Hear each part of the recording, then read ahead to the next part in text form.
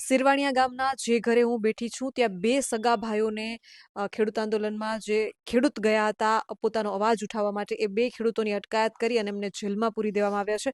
એમાંથી એક ખેડૂતની દીકરી મારી સાથે છે જે રડી રહી છે. મારે એમને પૂછવું છે કે બેટા જે રીતે તારા પપ્પા સાથે થયું છે તું શું કહીશ?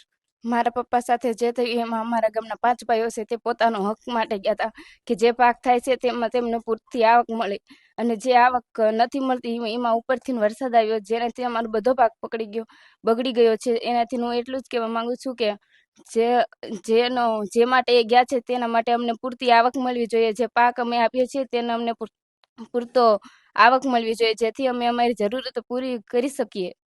પપ્પા વિશે શું કહીશ? મારા પપ્પા બસ જલ્દી આવી જાય.